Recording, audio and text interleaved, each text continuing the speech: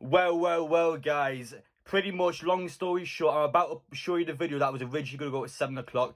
This is the clip that goes in the start of the video. Chris Wood is having his medical Newcastle United tonight. It just came out of nowhere. What a sight this is, by the way. I didn't think this would happen personally, but what I have seen is that Chris Wood apparently has a release clause, which means Newcastle United have probably triggered it. Yeah, what a sight that is. I think he's an experienced Premier League player. We need a striker for Watford. This guy will do the job. Good. Anyway, guys, let's get in the video. Huge sign that. Hey, guys. Welcome back to another video on the channel. More Newcastle United news. We continue to get through the transfer news. More and more is coming out. Huge update to Todd Cantwell, as well as the 19-year-old French striker. As well as new targets coming to range who Newcastle United going for next. But as always, guys, if you're new to the channel, make sure to get down there, subscribe. Smash the button, enjoy. Appreciate the support as always. Quickly before we get into it, there's a podcast I've done here for Time We Are TV just before Christmas time. I put it down in the pinned comment to make sure I go check it out. It's about an hour-long podcast just about Newcastle's season so far, as well as transfer news. There's plenty to get into. But yeah, make sure I go check it out, guys. Without further ado, let's get into it. We'll begin for Todd Cantwell. So he missed now just 1-0 win over Charlton in the FA Cup. And yeah, the reporter claimed that he's heavily linked to Newcastle United and he would be heading up to Newcastle. The manager, Dean Smith, came out today and said that we are not looking to sell Todd Cantwell. However, there are sources elsewhere that completely contradict with Dean Smith here. Someone's claiming that Newcastle United are going to be getting ready to bring him in. One sign before the Watford game. It's still not enough for me even if we get Todd Cantwell for the Watford game. We need a striker for that match. It has to be a striker. Someone has to come in. We haven't got a striker. I don't know where Gale is. So who's going to play next? We're going to put Sim Maxwell up top again. That was a disaster against Cambridge.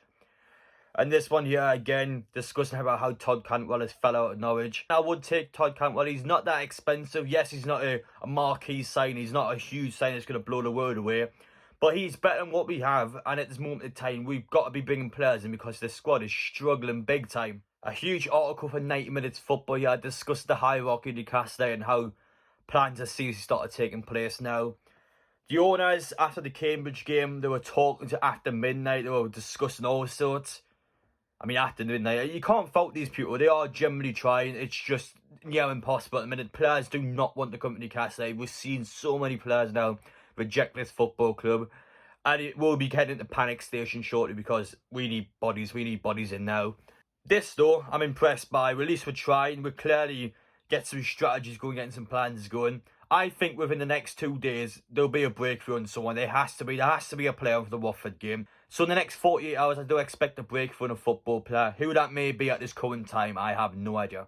One possibility is a former Manchester United player, Marouane Fellaini. David Moyes, he must be sweating seeing this article.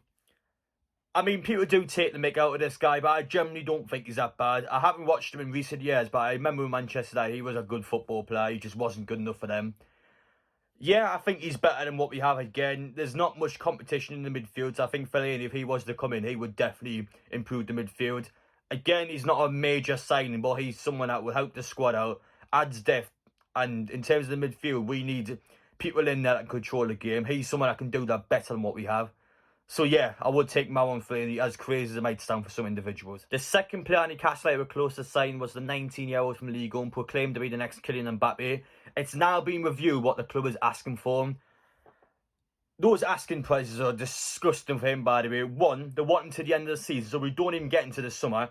They wanted 25% on sell-on clause, so they get a quarter of what we sell him for.